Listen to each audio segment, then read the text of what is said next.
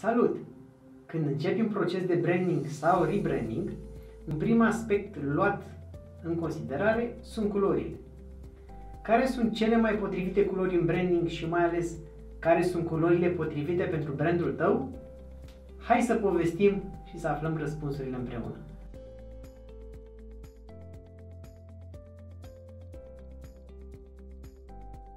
După cum poate deja știi, culorile au un rol deosebit de important în piață. Ele schimbă percepția oamenilor asupra brandului tău, influențând decizia de cumpărare. Așadar, în momentul în care vei alege culoarea sau culorile cu care vei lucra, vreau să ai în vedere următoarele lucruri. Numărul 1. Citește și înțelege ce fel de emoții transmite fiecare tip de culoare în parte. Vei descoperi astfel, din analiza pe care o vei face, de ce albastru este folosit de marea majoritate a corporațiilor, pentru că transmite încredere sau responsabilitate, în timp ce brandurile bio, de exemplu, folosesc culoarea verde, transmițând astfel sănătate și vitalitate. Așadar, alege culorile în funcție de emoțiile pe care vrei să le transmită brandul tău. Punctul numărul 2.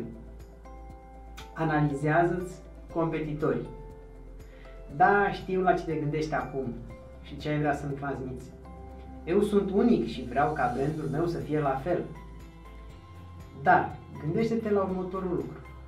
Dacă ai o firmă de avocatură și vei dori să mergi pe o paletă de culori cu roz și violet, în timp ce restul brandurilor din această nișă merg pe game de albastru și negru, s-ar putea la final să ai o problemă. Mergem mai departe. 3.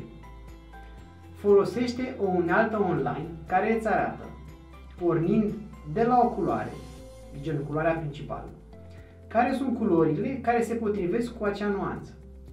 Vei afla astfel care sunt tonurile de culoare pe care le poți obține pentru un design reușit. O să-ți las și un link către o astfel de unealtă în descrierea clipului. 4. Și ultimul punct.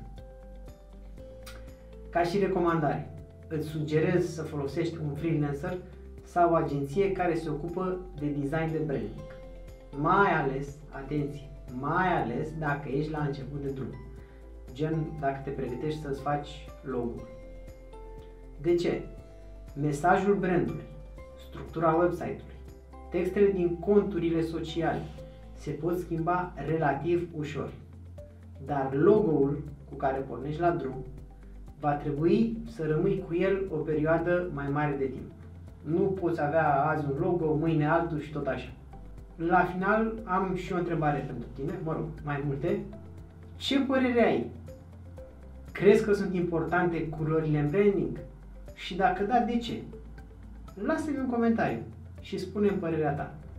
Iar dacă vrei să afli când apare un nou clip video, dă subscribe și apasă pe clopoțel. Te salut și îți urez o zi minunată în continuare.